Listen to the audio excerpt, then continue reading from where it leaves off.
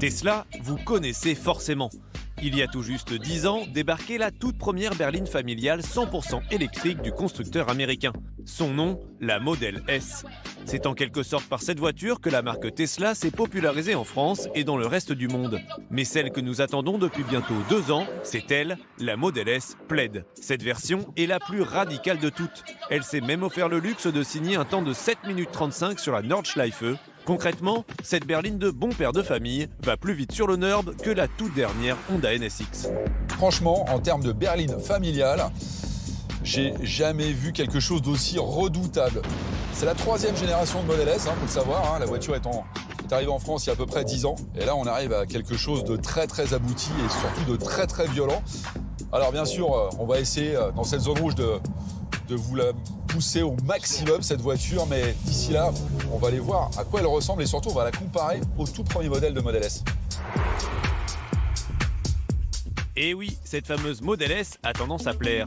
Il faut dire que sa ligne futuriste est assez passe-partout, alors pourquoi changer une équipe qui gagne ? Ce qui a toujours caractérisé le Model S chez Tesla, c'est la fluidité de la ligne. Imaginez que quand on parle de coefficient de pénétration dans l'air, sur un Taycan Turbo S chez Porsche, on a 0,23, ce qui est déjà une valeur exceptionnelle. Ici, c'est 0,20, c'est quasiment imbattable aujourd'hui.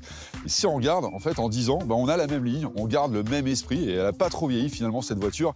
Alors évidemment, sur cette Model S Plaid, on a quelques modifications. Le pare-choc a changé parce qu'il faut savoir qu'il faut une force d'appui plus importante. Elle est beaucoup plus fluide en termes de ligne. Ça se voit au niveau des feux également. On a bien sûr des ailes qui sont un petit peu plus massives qu'avant. On a mis des caméras un peu partout. Il y en a 8 au total, ça c'est pas mal. Et puis quand on regarde à l'arrière, pareil, on a changé les feux. C'est beaucoup plus fluide qu'avant également. Et puis on a ce petit béquet en carbone là. Pour la sportivité, c'est plutôt pas mal.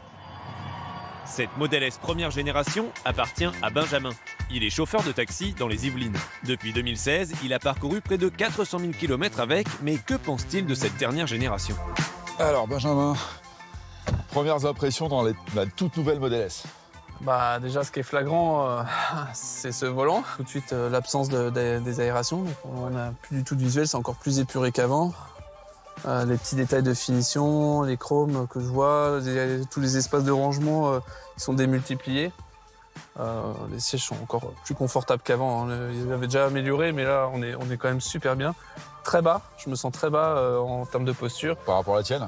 Ouais, je me sens encore vraiment plus bas, vraiment dans un cockpit.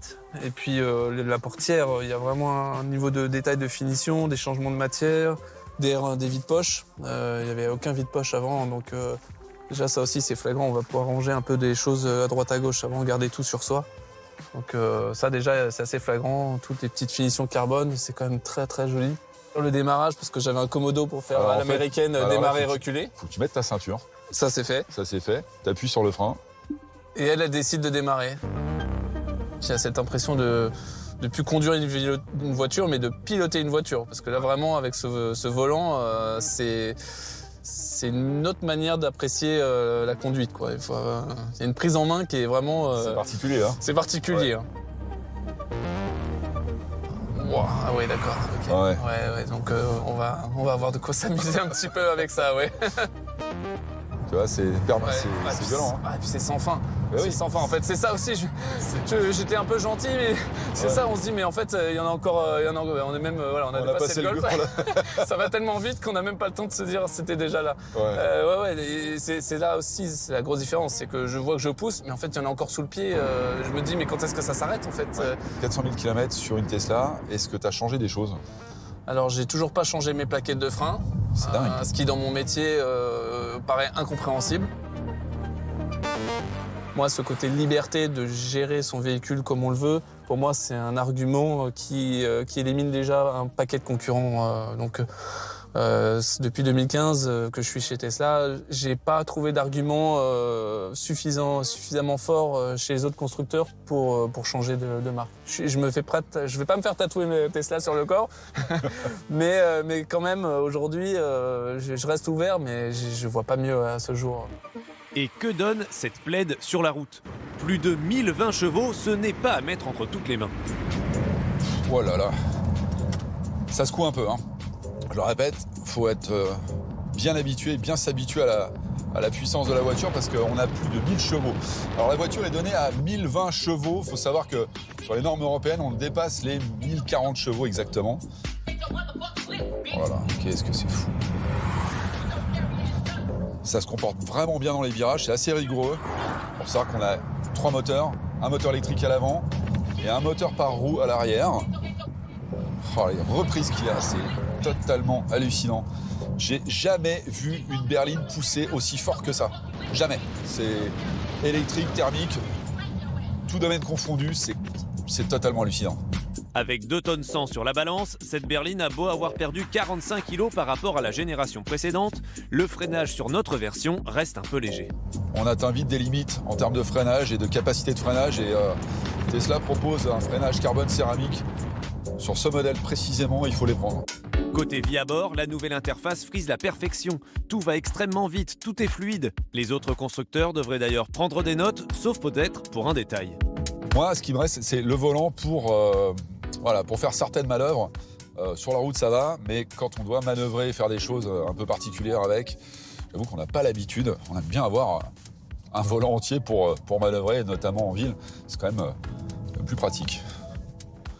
Mais bon, on s'y fait quand même. C'est assez original. L'avantage, c'est que ça dégage la vue et qu'on voit vraiment ce qui se passe au niveau du combiné d'instruments. Ça, c'est bien. Bien entendu, cette Tesla va très vite. Plus de 322 km/h annoncés, mais n'imaginez pas emprunter des courbes à très haute vitesse comme le ferait une Audi RS6. Pour ce genre d'exercice, elle préfère les grandes lignes droites. Imaginez, on a plus de 1000 chevaux, on a à peu près 1500 Nm de couple disponibles dès le démarrage. C'est simple, en berline familiale de nos jours, il n'y a rien de plus puissant que ça. C'est ultra violent. Imaginez 2 secondes 1 sur les 0 à 100, c'est titanesque, c'est vraiment phénoménal. Et je pense qu'on va pouvoir aller l'essayer sur l'anneau de Montlhéry. On a une petite surprise, vous allez voir. Mais avant d'aller pousser à fond notre familiale, passage obligatoire par la case superchargeur. Alors le gros problème sur les voitures électriques, comme vous le savez, c'est pouvoir les recharger, surtout une voiture comme ça. Alors il faut savoir qu'il y a à peu près 5 ans, quand on a essayé le Model X pour Direct Auto, il y avait 2 superchargeurs dans toute l'île de France, à Rungis et à Chambourcy, au siège de Tesla. Fort heureusement, aujourd'hui, il y en a quand même beaucoup plus. Là, on est à Vélizy 2. On est passé de 50% à 100% en 30 minutes. Je peux vous dire que c'est quand même très rapide, c'est bien. Et des chargeurs ou des superchargeurs, on en a quand même beaucoup plus qu'avant. Je crois 4 fois plus par rapport à ce qu'il y avait à l'époque. Donc c'est vrai que ça progresse. Là, franchement, rien à dire.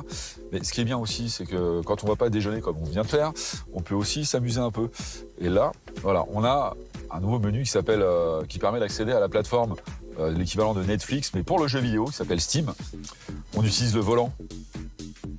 Et voilà, c'est un petit jeu de course, un peu à la Mario Kart, ça charge très vite. Il faut savoir que le processeur est aussi rapide que celui d'une PS5 dans cette voiture.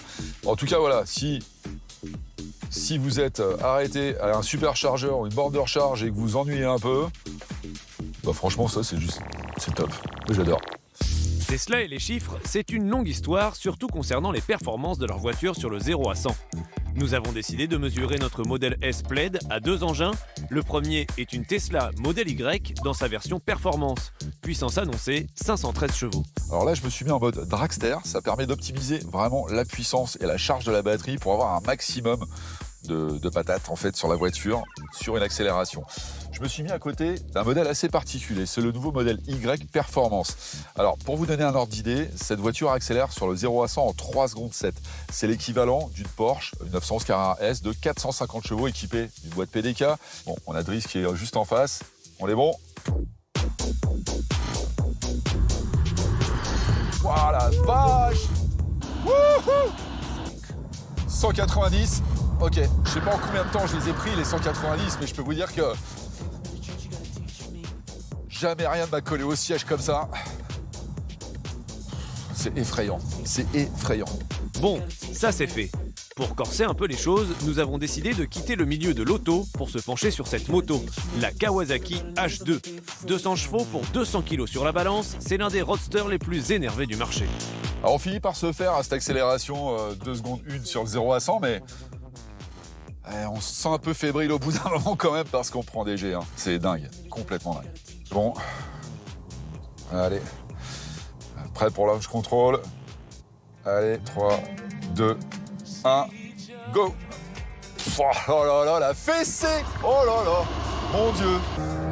Pourtant, on a l'une des Kawasaki les plus performantes du marché en moto de série. Mais là, je dois dire que il a pris très très cher à l'axel. C'est terrible. Ah, ça fait presque du mal de fumer une moto comme ça, parce qu'en fait, il n'y a pas beaucoup de voitures capables d'aller plus vite, d'accélérer plus fort qu'une moto. Mais là, pour le coup, on a trouvé l'arme absolue. Et oui, l'arme absolue du dragster de série est électrique et familiale. Cette Model S Plaid est d'ailleurs tout aussi difficile à battre sur son tarif, car à moins de 140 000 €, aucune voiture de série arrive à proposer un meilleur rapport prix-performance. I'll be good to you.